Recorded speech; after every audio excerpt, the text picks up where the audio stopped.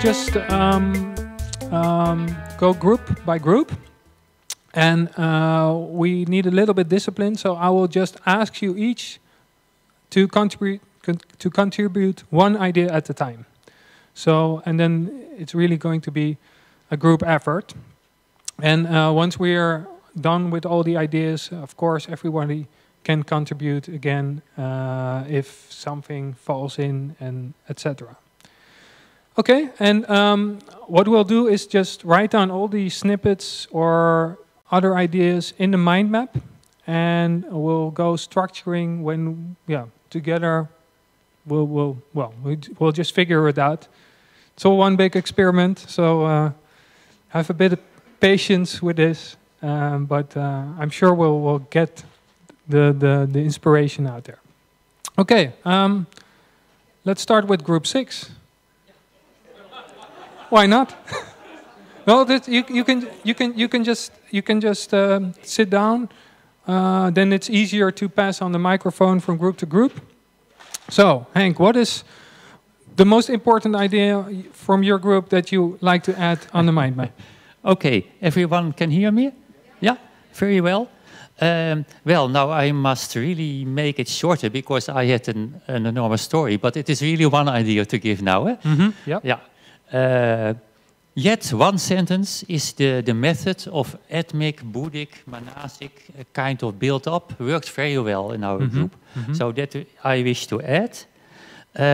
One snippet is this sentence: what is the most valuable or inspiring thing in your religion? Question mark. Okay. So that means how do you awaken the ethnic consciousness in someone? That may be a very good starting point. Let's repeat it again slowly for Bauke. What is the most valuable thing in your religion? Most valuable thing in your religion? Yeah. Question mark. Okay. Yeah. Inspiring thing. Okay, thanks. Thanks for your contribution, Group 6. Group 5, who is next? Group 5? Yeah?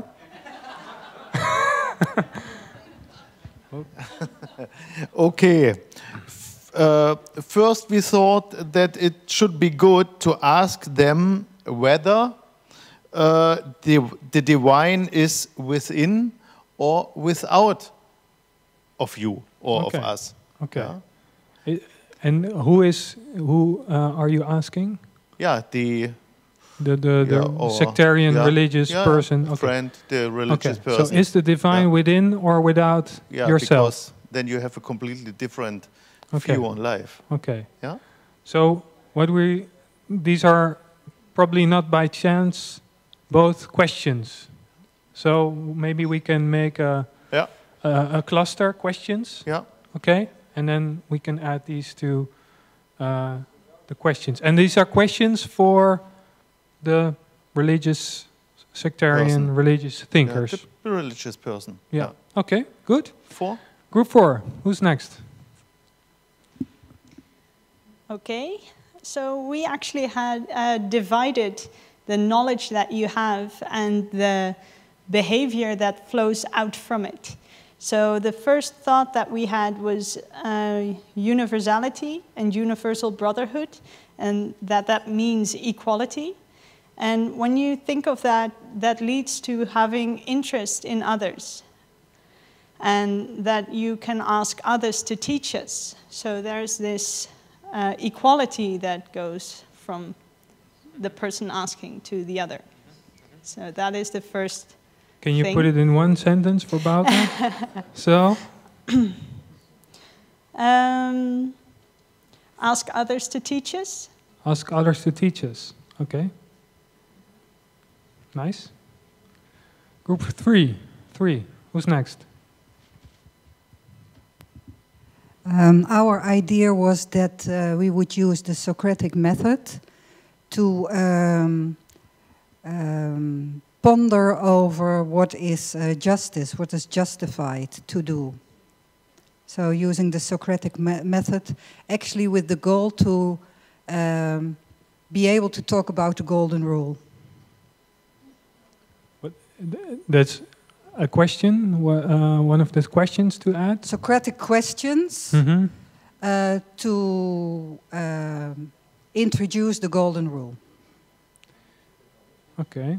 And could you say the questions that were already listed are also Socratic questions? Yes. So we can make from questions, we can make Socratic questions and then add the question you want to contribute? Achieve, yeah, to be able to speak about the golden rule. Okay, happy that? That leads to talking about the golden rule. Okay, okay. So that's a separate point. Yeah. So it's a means to an end. Okay. Yeah. Okay, good. Who's next? Group 2.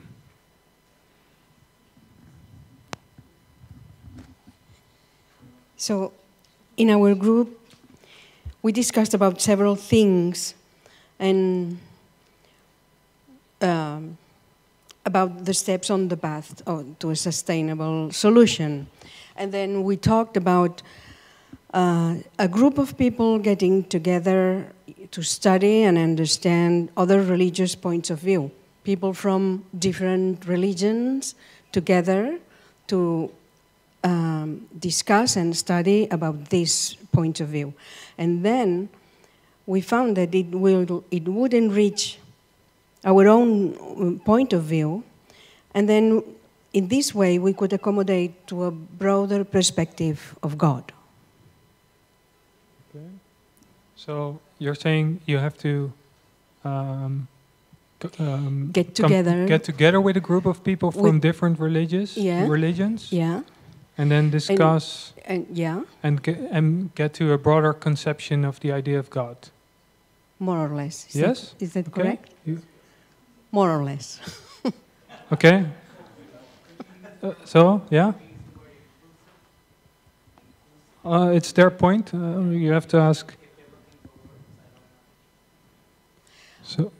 I didn't get that. So sorry. So. No, I just thought that the word you were perhaps looking for was inclusive, a broader inclusive view of God or understanding. Yeah. Okay, a broader or inclusive perspective. Get together with a group of people from different religions. Study and understand each other's point of view. Studying and understanding each other's point of view. Get together with a group of people from different religions. That's true. Yeah.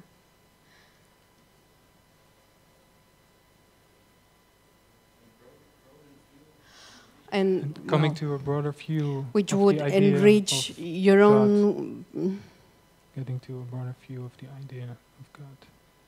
Coming to what? Yeah.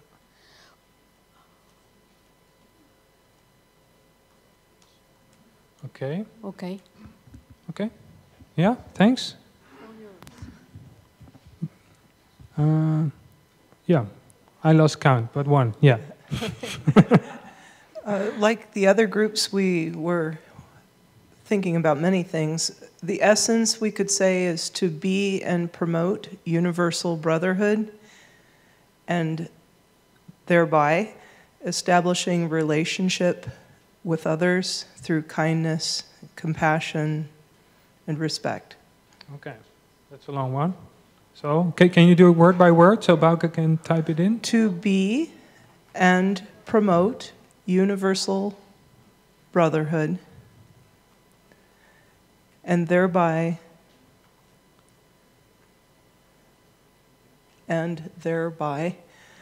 establish relationship. We'll just leave it at that. Okay. With a capital R. Okay. Oh, well, I thought they only wanted one idea. Yeah, we do one idea at a time. So I put two together. We'll come back to Kim in the next round. If not, maybe even one of the other groups has already that idea. Okay, we're back to Henk. Okay. One of our other ideas was this. Trust your inner knowledge. And we mean with that is that You try to reach another one in his ideals, in his culture, and in his religion, and there is not one recept to do that. And but by trying to find in yourself the inner wisdom, you will know how to do it. So that's trust your inner wisdom during communication. Yeah. Okay. And if someone wants to react or has a question, also feel free to do so. Okay, Ralph? So we have already a lot. We have a second point here. Help people to recognize the core of their own religion. Yeah. Nice. Make a step, so from the exoteric to the esoteric. Yeah? To get a deeper understanding.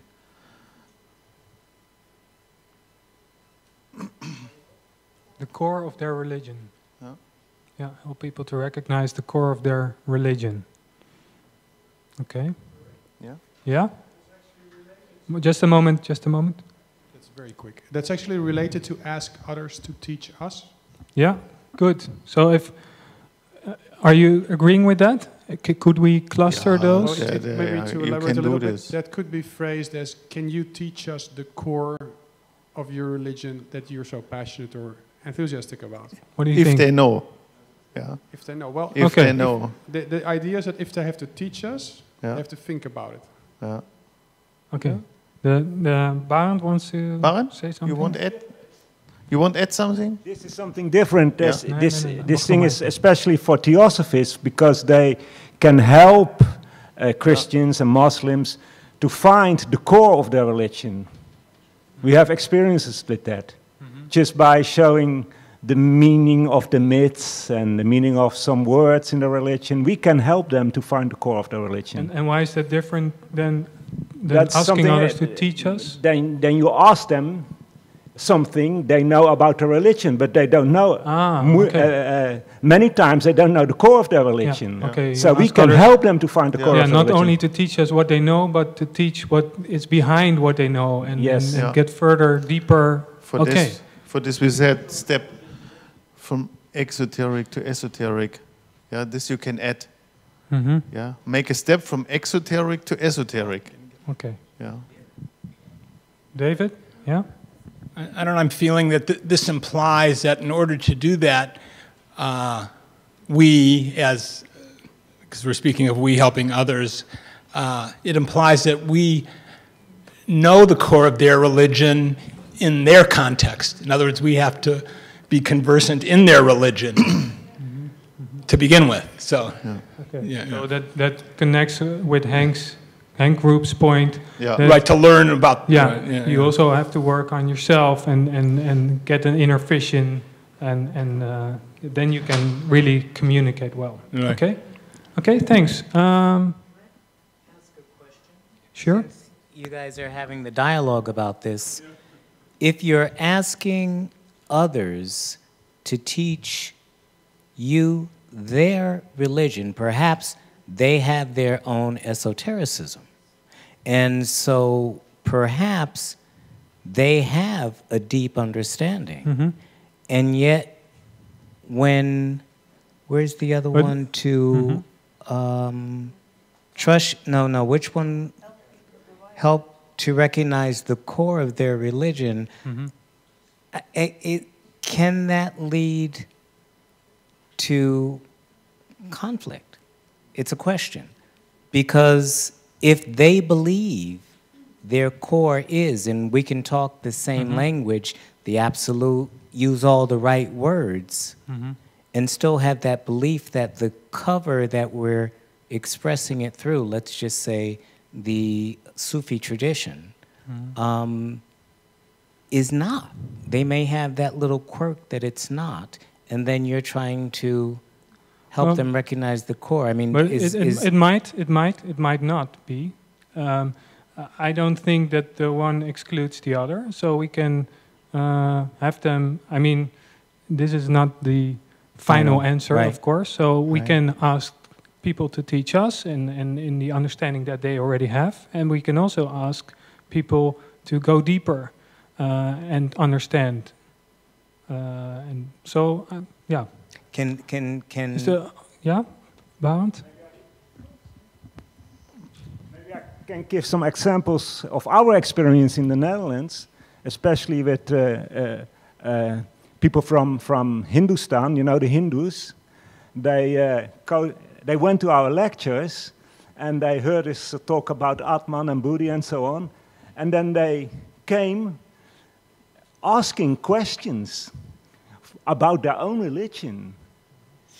You know, and even Pandits, the priests, came to ask us, what do we mean by that and that and that? That's one of the questions. Another example I can give, when we talk with Christians about their religion, sometimes, you know, they open their eyes because of the Theosophy. They start to understand their own religion much, much better. Because all the stories, for instance, of the Old Testaments, if you see them as historical stories, they're kind of absurd. But if you see them as myth, and you have the keys to understand those stories, you know, another world opens for you. And we have the same experience with Muslims, who were very glad at the first place that finally they found some Westerns who were positive about their religion. Yeah. And then because they were positive about us, we had a real nice conversations with them. We were invited in a mosque once, and we talked about religion. And of course, we didn't agree on all the points, but they get a better view of their own religion. So there are 3 experiences in the Netherlands where with 3 different religions, because of the Theosophy, we helped those people to get to the core or deeper in their own religion. And I think that is one of the main reasons that Theosophy exists, to point people to their own religion. Okay, thanks for pointing that out. Who's next? Your number was? 4. 4? Yeah.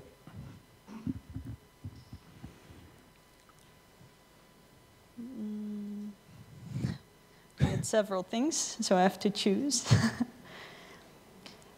Something that came out that is very important, but I must admit that we don't have very good phrasing for it yet, is that creativity and flexibility is very necessary. And what I mean here is that when you are focusing on something, you can be very zoomed in with, like, that you're looking like this.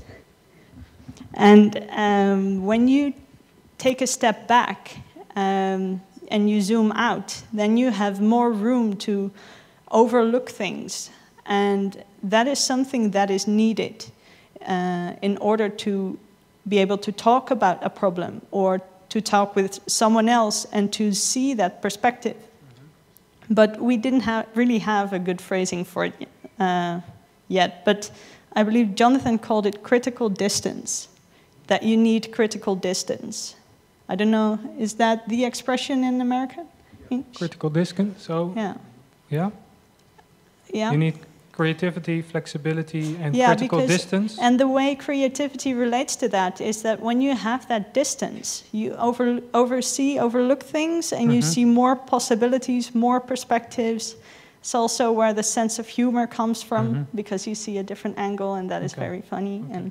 And for who does that count?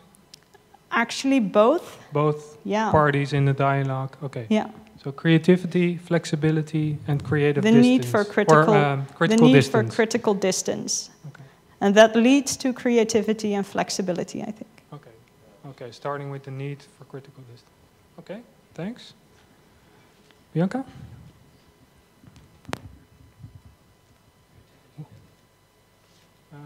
Flexibility.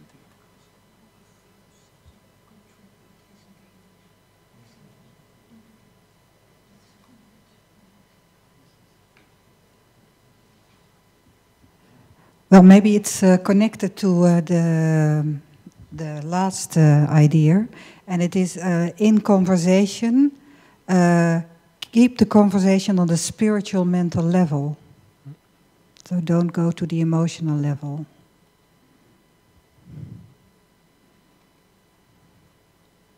Okay. Does that connect maybe to trust your inner wisdom during communication? I think yes. I see a connection between the three, also the one in between. The one, okay, help people recognize the core of their religion. Okay, how would you cluster that?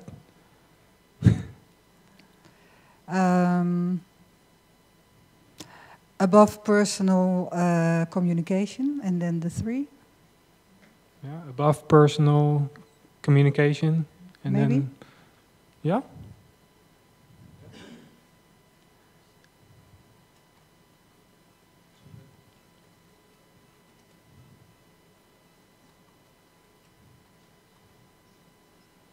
And on so critical distance, and keep conversation on spiritual mental level, and the one below.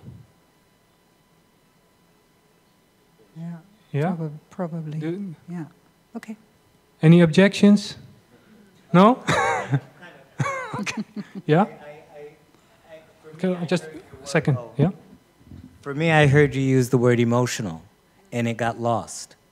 And I think the emotions can do more damage than an intellectual spirituality. So I think somewhere that word emotion should be in there, because we can be spiritually passionate about a real spiritual ideal and kill somebody for it. But Bianca, what do you think? Because I mean, this is a comment on the group. Yeah, I clarified that don't go to the emotional level. Oh, okay. Okay. So keep conversation on the spiritual mental level and not. Yeah, well, it's actually already there. Above personal communication means implies. Really? Okay, we can have a nice discussion about that. Would probably last till midnight, but let's park it. If anyone who likes the discussion about it with Jean. Yeah, okay. Thanks. Group 2. Oh, just a second. We want to ask Bauke to give his example of the Danish village. Okay. Yeah. We were also talking about within religious intolerance the fear that people have, and we thought that comes because people don't recognize the divine aspect in the other. And then I had the example of the Danish police. Well, actually, there was a village in Denmark, and there were suddenly some Muslim guys going to Syria. And this problem is there in Europe. And in Holland, for example, there's a law that if these guys come back, that we can put them in jail immediately. But in Denmark, there were 2 policemen, and they thought, how do we really solve this problem of these young people coming back from the fight with ISIS? And then they thought, we just uitnodigen. We invite them, drink a cup of coffee, and ask what their needs are and what they want. And then it turned out that they really listened to the guys, and they coupled a buddy to them, so somebody who helped them for work and everything. And it was tremendous successful. So those guys who came back and were really treated well and find their place in society, they called their friends still in Syria, and they came back. And this was just one big success, because those policemen didn't saw terrorists. No, they saw people who were, let's say, victim of their ignorance for a while, and they helped them to realize who they are and give them the opportunity to get their place in society. So that was really a solution. And now you have to write it down. I would say seeing... have a cup of coffee. Yeah, dubbele punt, having a cup of coffee, seeing the divine aspect in the other.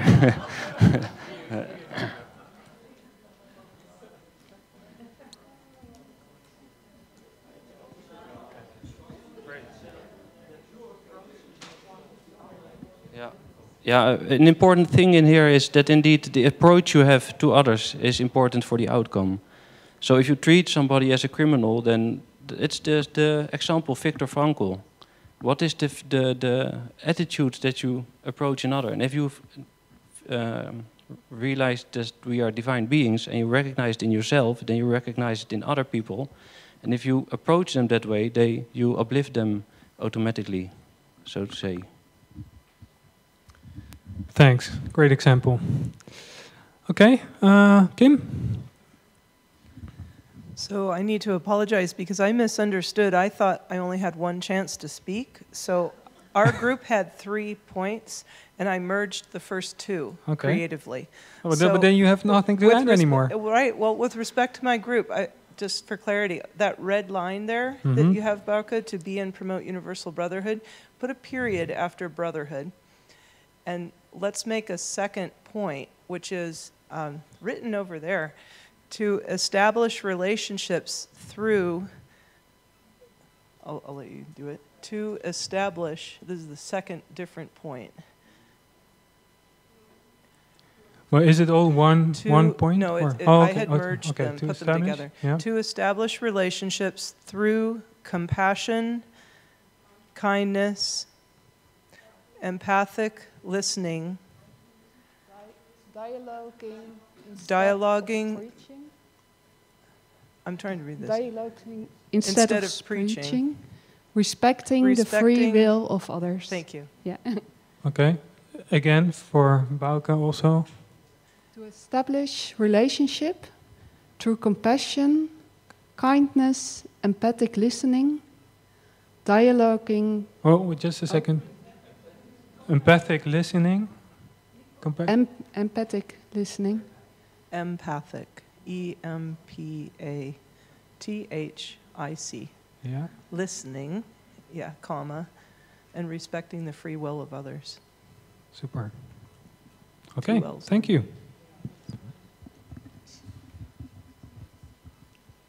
Okay. One of our other important ideas was 2 words, follow up. And we mean that each talk that you have, contact that you have, real contact with someone, you must realize this is a contact which will repeat itself, and you have a task or duty in the future to together go on and broaden it, and perhaps to reset it, etc. So there is a kind of karmic and moral responsibility. So in 2 words, follow up. Okay, great. Thanks. Yeah. Yeah. Oh, and Bauke is asking Henk, can we cluster that under above personal communication? So it also needs follow-up? Okay. Just a separate, okay. Good? Yeah, our next idea was, again, to deepen a little bit more our understanding of the religion, is to draw religious, impersonal ideals out of the people. Yeah. Okay. Draw religious, impersonal ideals out of the people. Okay. And how do you do that? Come in conversation with them. Yeah. Okay. It's again here. Mm-hmm. We have a lot of this kind of actings. Okay. Yeah. Is it, yeah? Yeah. Is it part of above personal communication? Yes? Okay. Could be, yeah. Okay. Yeah. Next.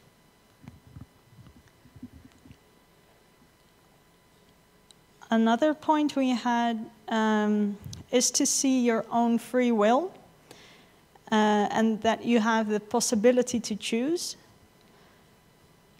in order to become an independent thinker, so that you don't follow the crowds, that you really have a choice to think your own thoughts and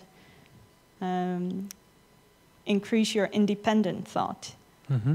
So see your own free will and possibility to choose. Okay. See your own free will and possibilities to choose. And where do you want that placed? Yeah. I think trust your inner wisdom during communication. I think that is connected in a sense.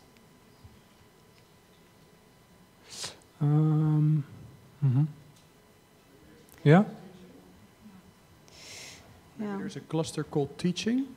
A cluster called teaching. Yeah, so But I do think you can trust on your own inner wisdom, but free will is something, yeah, that is something different, I think. Maybe later when ideas follow and we can cluster them better. Okay. But Marijn, teaching, you said, what ideas would you like to have clustered under teaching? Well, the suggestion that Barend was making, for instance, learning more about your own religion from a theosophical perspective. Okay. That would be teaching. So you show them things about their religion that they haven't seen yet. And that connects to, let's see, where we have that. Because that's now under above personal communication. Recognize. Yeah, so we have the core of the religion. Yeah, so there's a part about asking questions. There's a part about how you communicate. I would think there's also a part about giving education.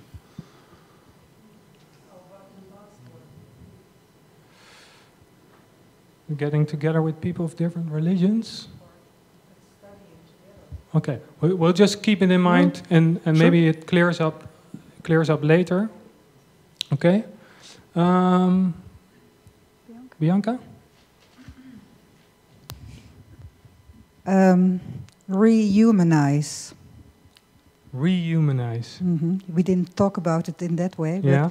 We did talk about that when you look at people that are becoming radical in their religion and wanting to act accordingly, this is possible because they listen to stories about their enemy who is being dehumanized. Because an enemy that has no human characteristics is easy to fight. But someone who is human to you, who is like you, is very difficult to fight. So that's why we can say in conversations or whatever means there are, rehumanize, make the enemy human again. And how about connecting that to the cup of coffee? For example. Okay. Because I also recognize that very much in Bauke's example of this Danish, Danish policeman. Yes, okay. Exactly. Actually, the idea came from an article in the newspaper the other day. Yeah. And people were talking about what is helping youngsters that radicalize. And this woman who was working with them said, actually, this is the only thing that really works, that really triggers something in them. It is from the dehumanizing back to the rehumanizing. Yeah. Okay. Just a small thing in between. I feel the airco is not really. Is it working? Because it's really getting hot in here. Okay. Well, okay. Then it's just me. Yeah. Okay. Okay. I shouldn't jump around too much, mentally probably. Okay, Anjas. Okay. So we thought that one of the best ways of education, someone was talking about education now, is through example. By being coherent and having an attitude, not setting the example because we want to set an example, but being genuine. Thank you.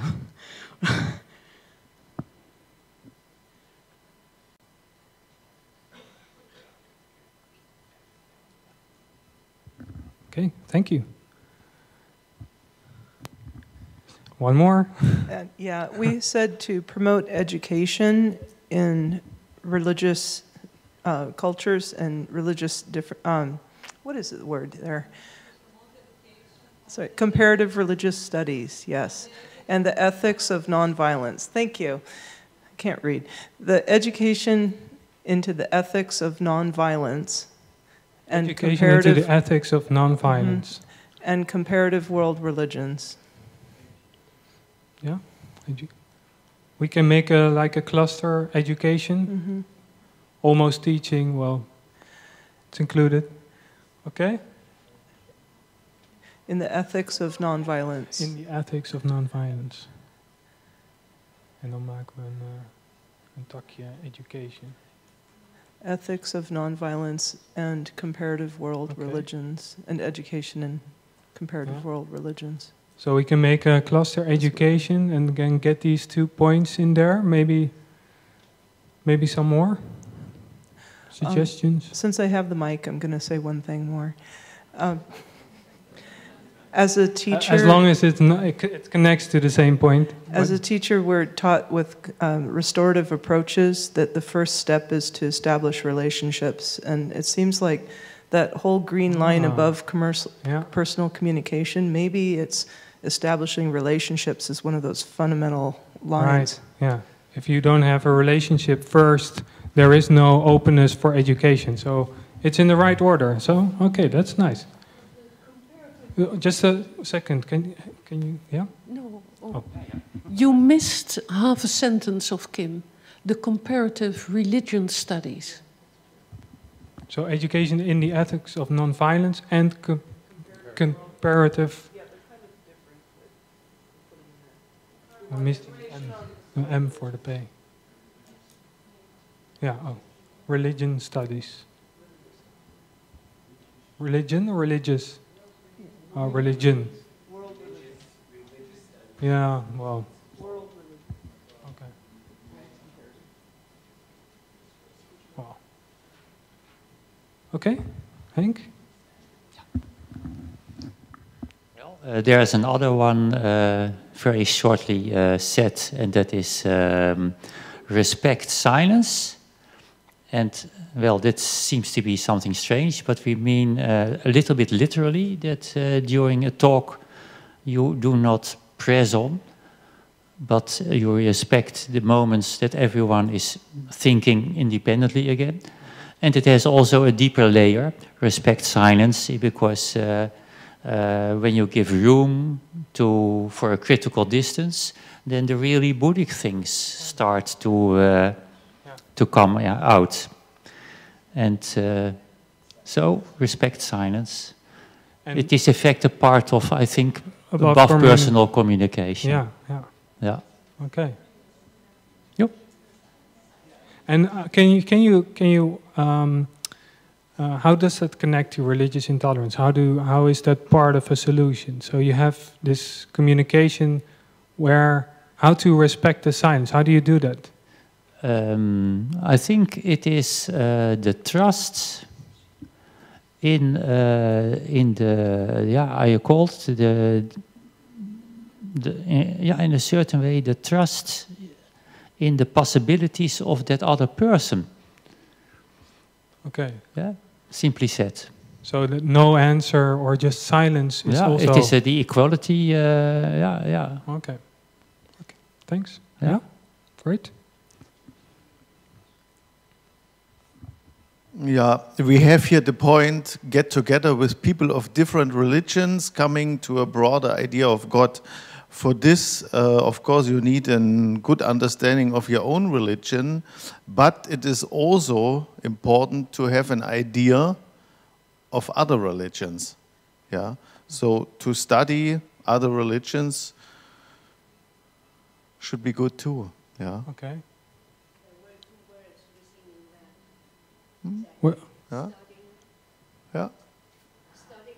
Yeah, that's right. That's you said that before. Yeah. Studying. Yeah. Yeah. After religions, comma, and then studying and understanding them. Would that be all right for you, Ralph, too? If it's part of that? Yeah. Okay. Yeah. For your group. Yeah. Good. Very good. Yeah. Yeah. Them. Other religions. Understanding them. Studying, understanding. Which means the religions. Yeah. And coming to a broad or. Just okay, like this, comma. Okay, great. Thanks. Yeah.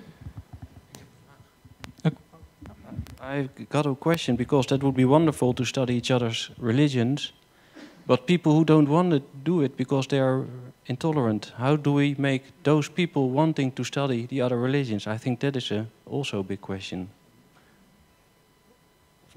Yeah, good question. How do you do that? Well, you establish the relationship, and then you study their religion first. So if you're not interested in their religion, how can you ask them to be interested in other religions? Okay, so it's not about the people who are really fanatic already in their religion, but the questioner has to do it. Yeah, first. So we have to be interested in them. Yeah, lead by example. Yeah, yeah. Okay, yeah. Okay. Okay. Let's see. Maurice? Oh, okay. Yes. Comment? One point that we discussed a lot at first hasn't come out tonight yet, so I thought I'd just mention it. It's which kind of underlies a lot of the problems. Just one word: fear. Okay, but that's part of the causes. Well, how do we deal with it? Yeah, so we're now focusing on how to deal with that. So, and how can we do it from our theosophical perspective? How can we? And I think that's if you start with above personal communication, you overcome this fear. You're above this emotional sphere where there is some fear. And of course, you needed to establish a relationship first on that level, so you really have to be interested, etc. And then, well, the person you communicate with is not in this fear anymore. That's at least what I understand, that we're trying to get it here. Okay, Maurice, yeah? And yes, I think if you show an interest in what another person really has deep feeling for, and become non-judgmental and empathic to some extent, then that is the beginning of a true relationship with the aim of mutual understanding. And then there's the empirical fact that the Parliament of World Religions, which meets every 3 years in Salt Lake City, the last time they had 10,000 people come. And most of the participants, not all, but so many of them were interested in other people's religions. That's why they came. Okay. I'm thinking also about a new cluster. That is, we have some what you could call requirements for the listener or the communicator or the one who asks, and like follow up, like trust your inner wisdom during communication. Do you see that also? So requirements for the how do you could call him the requirements for making a good connection, or requirements to connect, or how to connect. Yeah, requirements to connect. Do you agree? So we could put follow up there. Trust your inner wisdom or during Erwin, communication. How Kim put it, it starts with a relationship. I'm sorry? Kim said it starts with a relationship. Yeah. So it's a requirement probably for a relationship. We don't want to connect just once, but we want to build a relationship. And that implies, like Maurice said, that we show interest in them first. Okay. So it's not only connecting, it's really building relationship. Yeah. Requirement for building relationships. A connection can be a one-off. Yeah, okay. Okay. That's not sustainable. Requirements for building relationships. I'm pretty sure that policemen in Denmark, they followed up. Yeah, it was not a one-off. So they follow up. They build a relationship. Yeah. Follow up can go there. Yeah. So follow up can go there. Establish relationships through compassion, kindness, empathic listening. Right. Those are also requirements. Trust your inner wisdom. To be and promote universal brotherhood. What? Okay, that's bigger. Okay.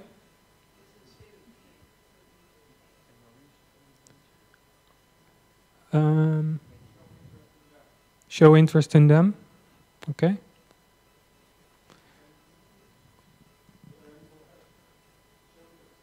That's what, that's Maurice's, yes, thanks.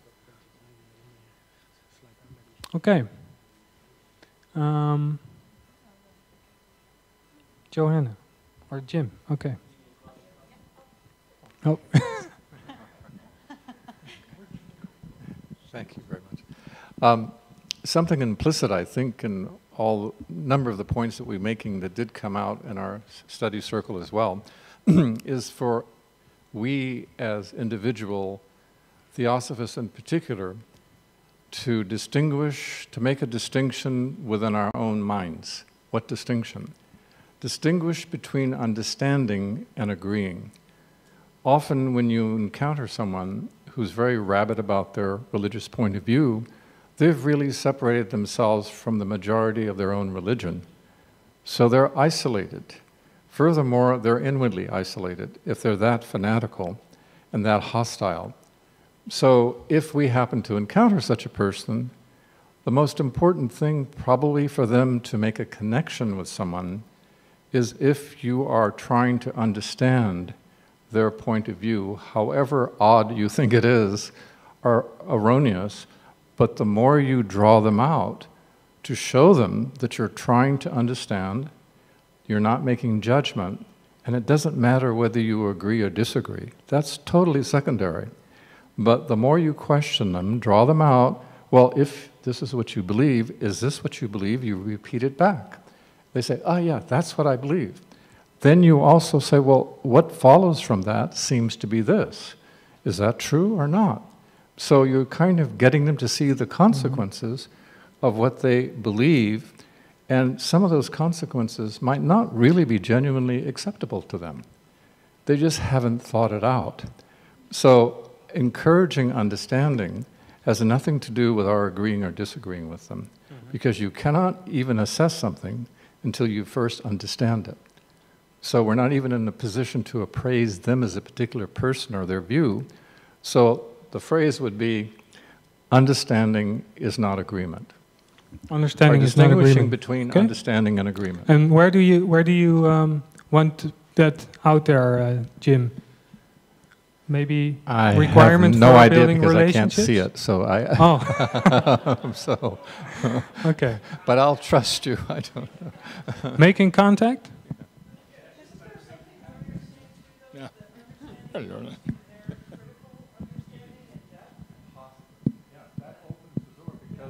If you are a sympathetic, as people have mentioned really eloquently, if you are a sympathetic listener, and it's not simply empathic, but it's also monasic, because you're trying to understand the rational element in what they're speaking of, and many of them have grievances which are very humanly understandable. So to preclude in advance that you really understand A, B, or C is really to prejudge the situation. So the more you work to understand, you're enlightening yourself as well, and then you're in a position to have some kind of trust, some kind of relationship. It doesn't matter if nothing else follows at that point, but you've opened a window, you've opened a door. So it seems to me that that's what we've been talking about implicitly. Yeah. I think. Oh, sorry. I think an important point in this, these ideas all is that this has to be clustered under above personal communication, because if you do not keep in mind in all this to do it above emotional, above personal, then that can lead to a very big struggle. You agree? Yeah, yeah. Yeah? Okay, okay. Great. It cut off probably for a reason. No, it's back on. I must get up. Okay, so, and this is just for me, so I apologize. It's not about, everything up there is wonderful, but I've got a nagging question in my mind. When is religious intolerance not religious intolerance? Mm-hmm. What we are labeling religious intolerance may not be the, in fact, grievance that is masquerading under religious intolerance. And so... Grievance? The grievance. Oh. The grievance. Oh, What are the real grievance. issues?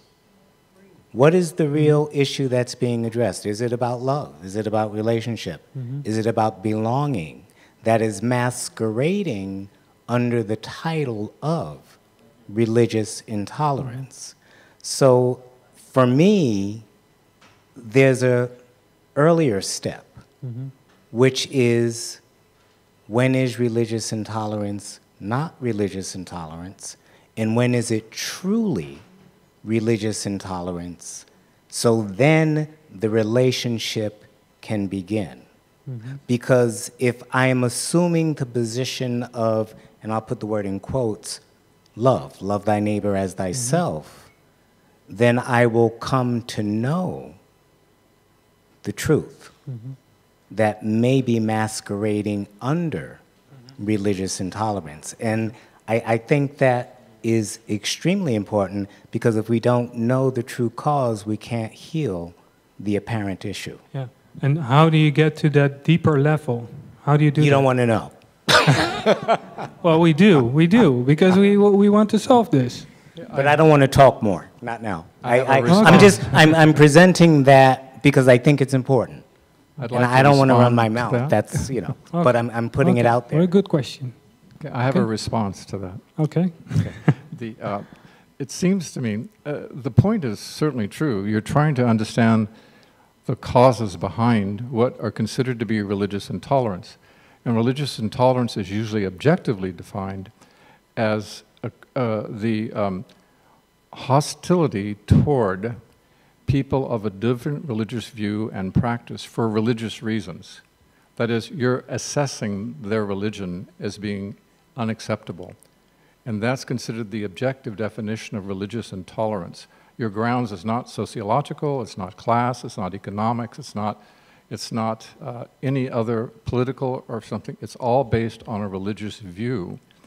Now, if you engage in some attempt to understand someone's religious view, that's the means by which your sympathetic understanding, if it's genuine, in time you will probably begin to see the causes there that might have nothing really to do with religion and is more rooted in their experience from their background, what they witnessed and so forth and so on.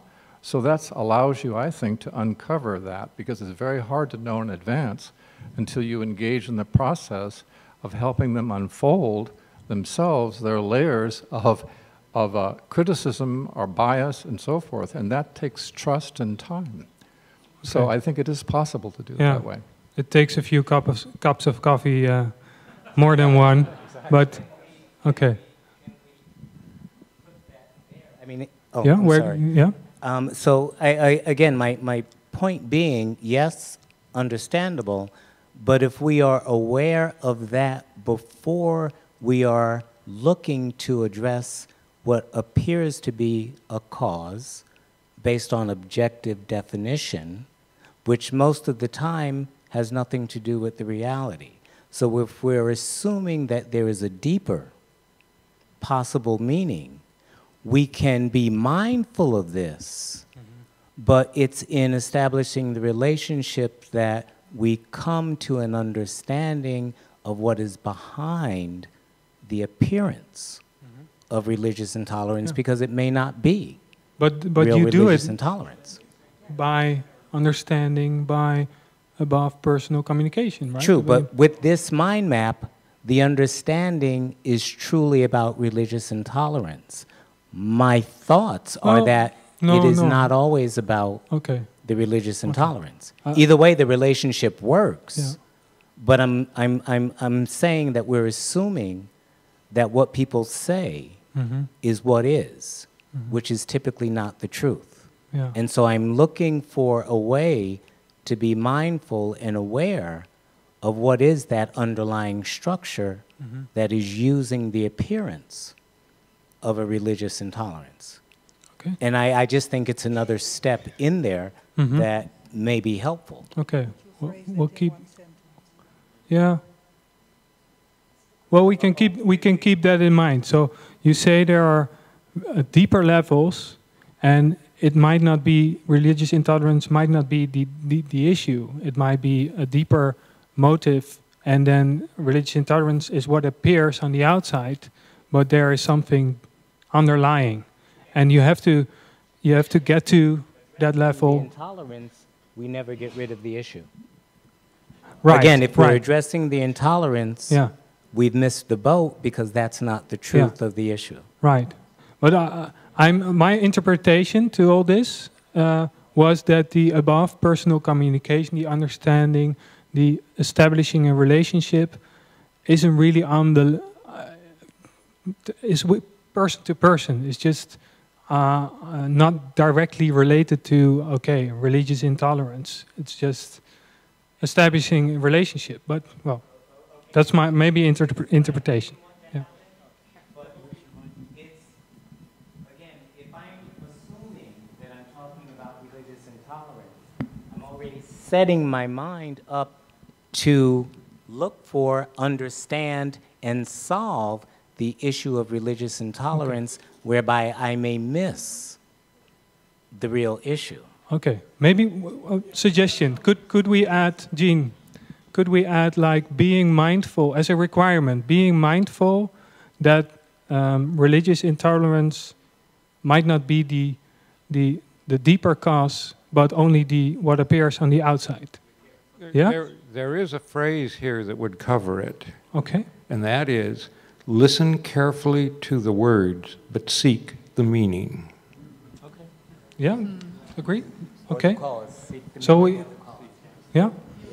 listen carefully to the words, but seek the meaning and the cause. Listen carefully to the words, but seek the meaning and the cause. And does it? I thought to put it under requirements for building relationships, because it's more like really a requirement that you have to go beyond. Yeah. Okay. Yeah. Yeah. Okay. Thanks. Where were we? Number 4, of course. Erwin, oh. Can I react on Jean? Yeah. When you look at the deeper causes, then you see our whole harvest is one-to-one. But religious intolerance is most of the time a group happening. And the deeper layer you find there is the fact that people are vatbaar. Wat zeg je? Susceptible. Susceptible for mental viruses of hatred. Yes, it is always someone who says that is the enemy, he has another religion. It is never a one-to-one situation. There are groups who think that other groups are the enemy. And we as theosophists must think of our task to keep the mental environment clean of hatred ideas. And that means that we have to be carefully looking for those groups poisonings. Yes, and that is one of the, I like your approach of one-to-one and going deeper and taking the patient in your room, in fact, but we have to look at groups. They are infecting each other and they feel safe in the group attacking others. And that is a mental thing we have to work for, to purify the mental air of those ideas. And how do you do that? One at a time. Yes. No. You know, in Rwanda, the Hutus and the Tutsis, it was started, the whole hatred idea and all the killings after that, by one Belgian priest. In his sermons, every Sunday, every day, he talked about the fact that the Tutus were poison. And at a certain time, people started to kill. And that is not normal.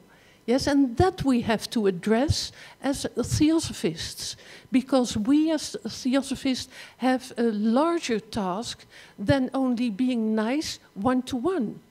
And that is everything I want to say about it. Thanks. We were at Lalibel Group 4.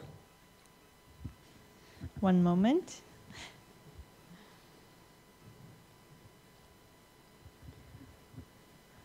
Wow, this feels like a very different, suddenly a whole conversation, and now we get back to this. One of the things we also had was to be aware of the concept of relative truth and absolute truth. Oh, okay. And the necessity to keep wondering. Okay, and where does that go?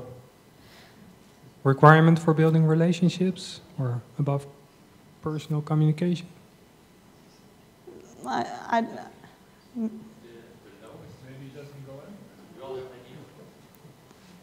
Where do you say, Henk?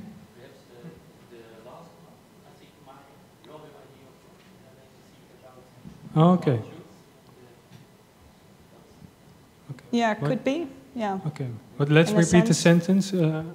Be aware of the difference between relative and absolute truth. Be aware of the the concept of relative and absolute truth. Concepts, yeah. And the necessity to keep wondering. So ask yourself questions and put yourself to the test every time. So because that concept of absolute truth means that there is always it's a relative. necessity for keeping wondering about things. Yeah. And that there's never an end to it. Okay. Yeah. And the suggestion was to put it to get together with people of different religions, studying and understanding them and coming to a broader conception of God? Yeah, that's probably a way to fill that in. So it's more of it's actually the other way around. Yeah, actually, I think so. But okay. Yeah. Yeah. Can we do that? Ja. Moet je die daarin slepen? Ja, precies. Ja. Okay, great. Thanks. Yeah, you like to comment? Yes, it is regarding the topic of above personal communication, on help people to recognize the core of their religion. I think this is a very problematic point. We have to be very careful. We cannot assume, because we are theosophists, we are in position to help people to know deeper their religion. We do not know Pali, Sanskrit. Knowing 50 Sanskrit words does not entitle us to assume that we can know deeper Hinduism than the Hindus, who have been born as Hindus and have been practicing their religion a lifetime. So we have to be careful not to give the impression of arrogance. And that topic, specific from my point of view, is very delicate. We have to think careful about it. Hello? Yeah. Just to follow through with what was just said. What did you say? You said, to not be arrogant, basically, right? And to not think that because we know 50 Sanskrit words and suddenly we know something about Hinduism. Or we know something, but we don't know everything. We certainly don't know more than somebody necessarily. That's the point. That's the, okay. But so to follow through with that, it seems that with religious intolerance, there must be some kind of, that where one has to keep in mind that if one sees religious intolerance or one is trying to heal religious intolerance or address it, that one should never think that it's only something that's happening in somebody else. That there should be a feeling of there, but for the grace of God go I. So in other words, I'm not necessarily that much different than the next person. Maybe it's a little more extreme or it's more visible or something like that. So it seems like self-examination and a little tapas, if you will, how to put that in words, I don't know. But just to be aware that there's always some intolerance in oneself.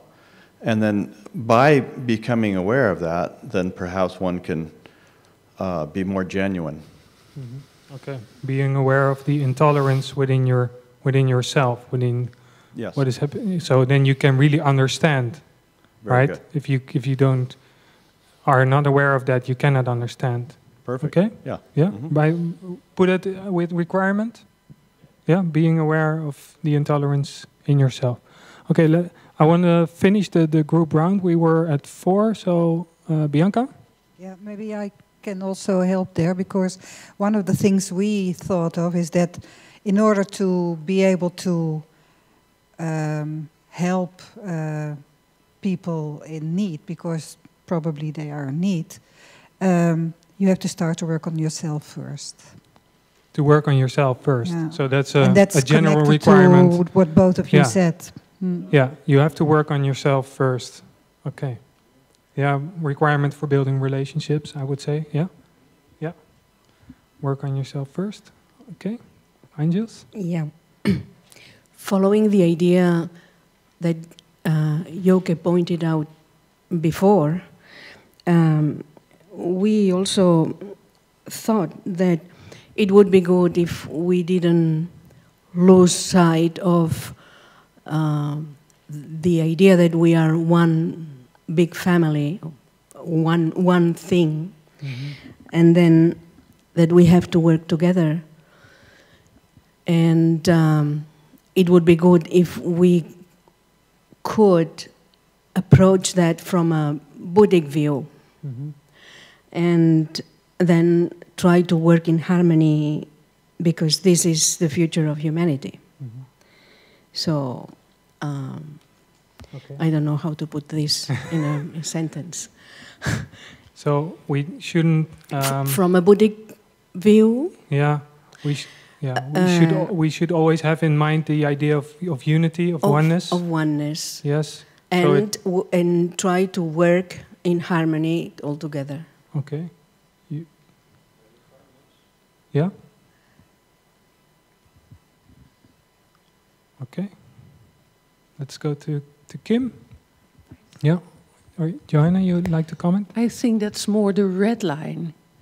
Okay. That is wandering now under the... To be and promote universal brotherhood. Yes. Yeah, okay. En with de rode onderaan. Yeah. Well, I just like to finish the round. Then we have all the groups, and then I would like to open up for everyone to also contribute. Kim, you were...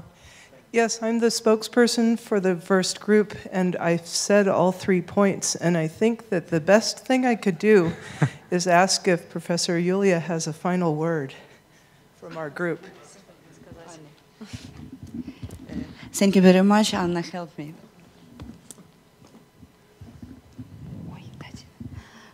Мы начали с того, что... Мы начали с того, что самое главное это я и моя трансформация. We started from the point that the most important thing is myself and my transformation. Я не буду много говорить и закончу такими словами, что движение к толерантности. I will keep it short, and I would like to say that the movement towards tolerance. Возможно, когда мы соединяем is only possible when we combine the transcendental with the existential. Metaphysical in concrete.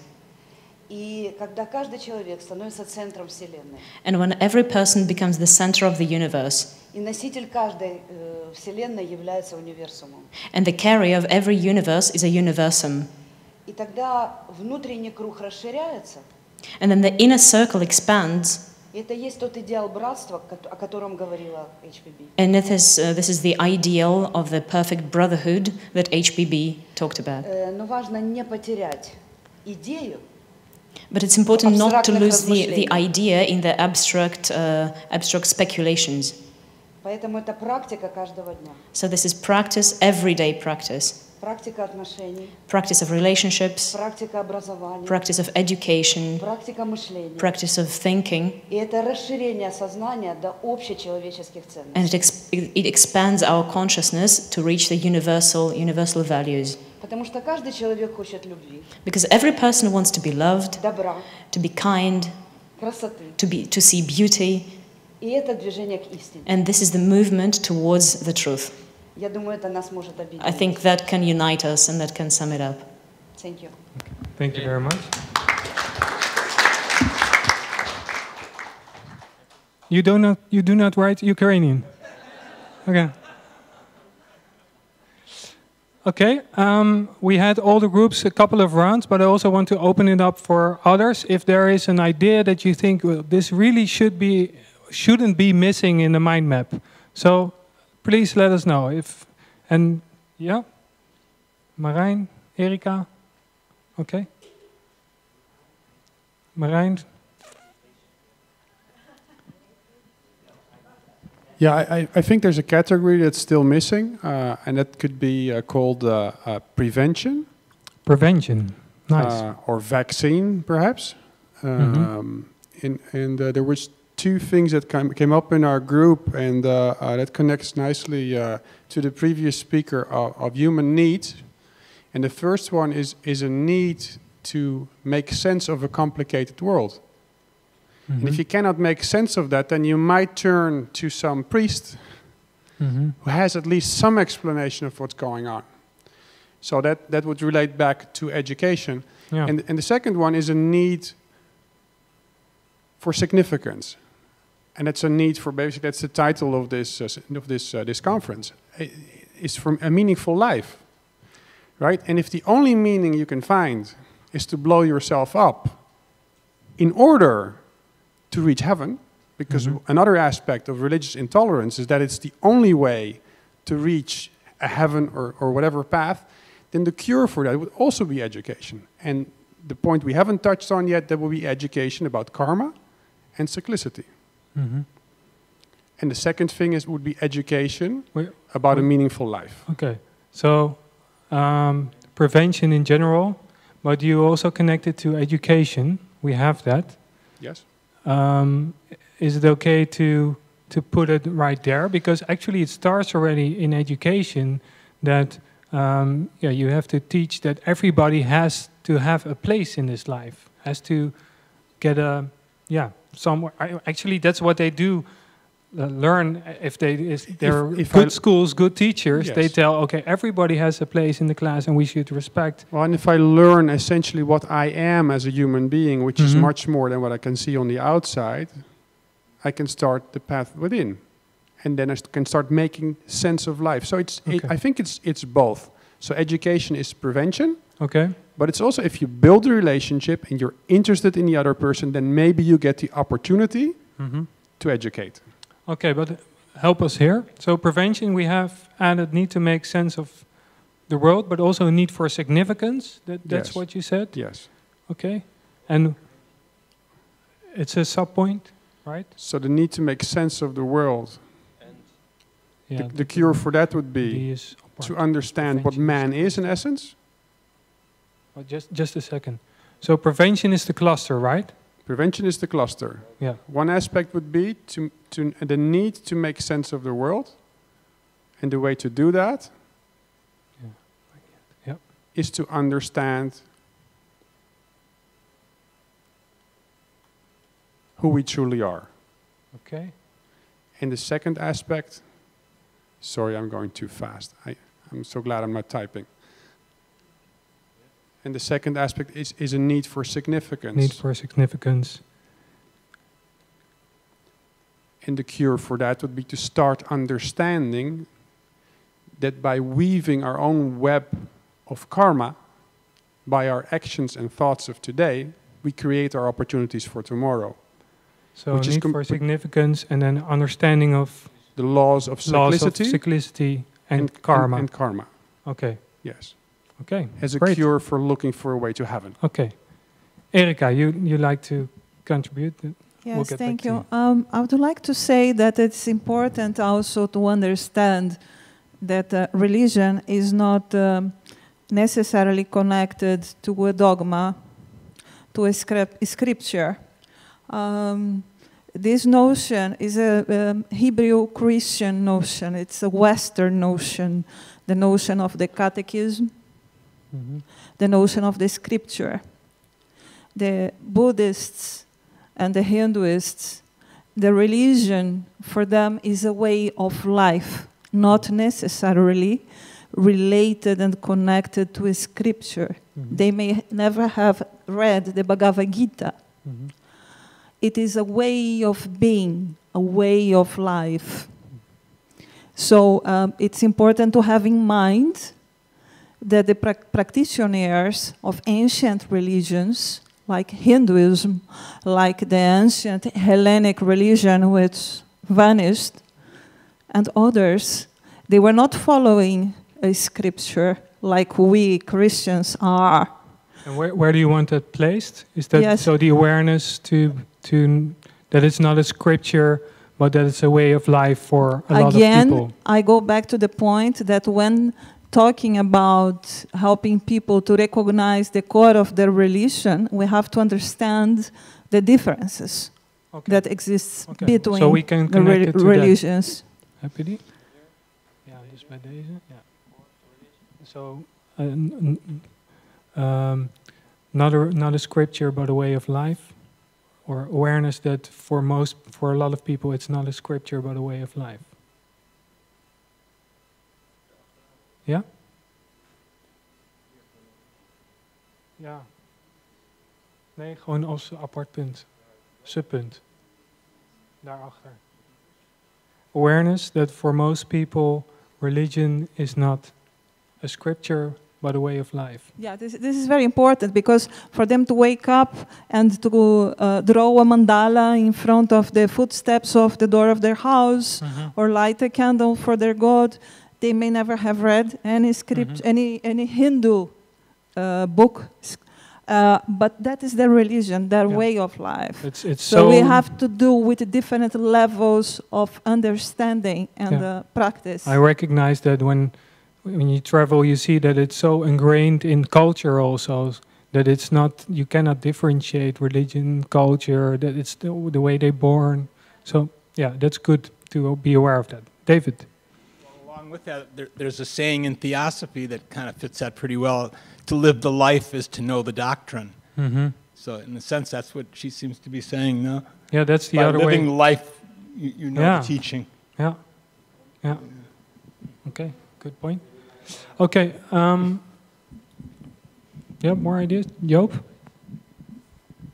Yes, I have an addition on what Marijn just said about prevention, the need for significance.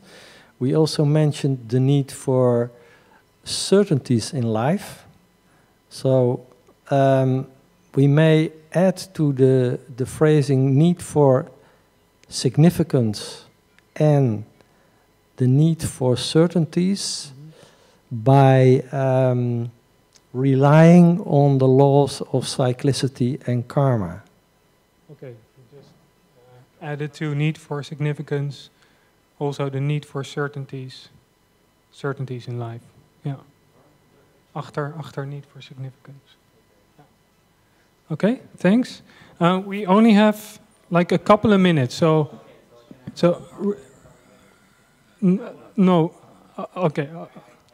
We won't get into it. Okay, yeah. Yeah, yeah. It's okay. I'm sorry. I can't even see the switch. Oh, it's broken? Oh, it's so sorry. And it's piggybacking on several things. One that Yoke said, because I think it's important that most of the individuals that are doing this are being manipulated by a mindset. That mindset has not been addressed.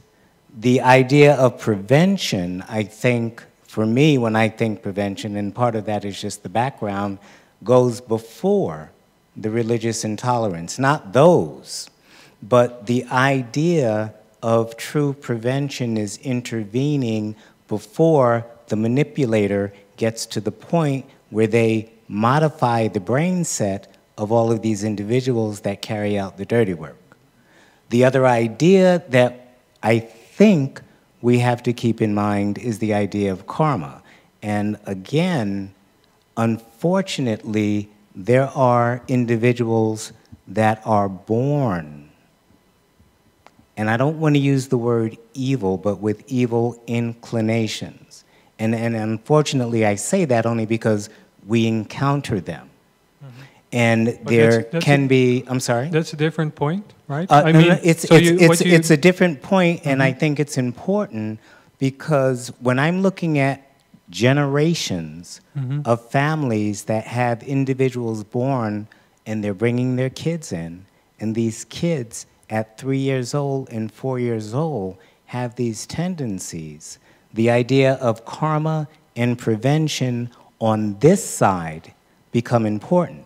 Because what happens is that the tendencies, again, use And what is your point? The point is, in terms of addressing that, in terms of looking at prevention, and it's a tough question, how do you recognize the karmic incarnation of the tendency to become the leader that manipulates the other individuals that want to belong, that have meaningful needs, but those needs are now being utilized by an ulterior motive. Okay. And where do we put it in? Because this I don't is an think important that point goes, you say you address, and that's also what Yoke addresses, the mindset that is created by some individuals. But that goes sphere before, of hatred. I think that goes before the bucket of religious intolerance. Religious intolerance becomes used by those mindsets that wish to manipulate the individuals by any means to obtain ulterior ends under the guise. And again, if it's the same issue of we're helping the individuals, but when we really want to deal with the idea of religious intolerance, we do have to look at the seed that is bearing its fruit. And if we don't cut off the head, as the Old Testament saying goes, you know, if we don't pull out the root, it continues to grow.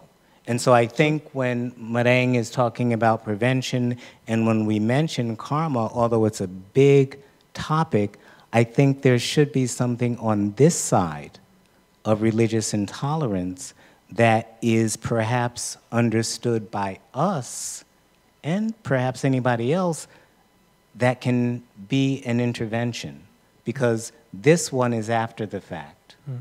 And it's almost as they were saying a one-to-one. Tell us where to put it in just one sentence. Yeah? On the other side. I think the problem is much simpler. I think Jean is fully right, but you can apply exactly the same mind map on the underlying causes. So if you say this is people what are manipulated our mindset, then you have to apply these same rules to the source what manipulate the other ones. Okay, but now the other element of that in terms of prevention, you're dealing now with individuals that are karmically tuned towards. I suggest that you fight it out together. No, he's much stronger. No, but I mean, and again, I'm just asking. I mean, does it make sense? Time, but it's a good point. And so Herman says it's actually you have to deal and have to do the same things. Yeah. So we'll just keep that in mind. But we have time also. No, sorry, I have to be. There is a sentence which solves everything. Educate people into active, ethical thinkers. And that protects them against manipulation. Thank you. Okay, that's a good that's a good constructive solution. Educate people into active, ethical thinkers.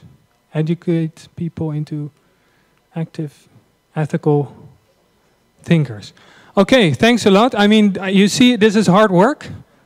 And you see also that it's never finished. So we can keep on doing this for, I guess, a few more days. But this is only our first practice run, I would say. So tomorrow we have more time to do the other themes. And of course, in the meantime, we can also, if you still have important ideas, come to me, we can collect them and see if they can have a place. But this is what we came up with as a group. So I think we did a great job. Yeah, applaud for yourself, for all your contributions, and for Bauke.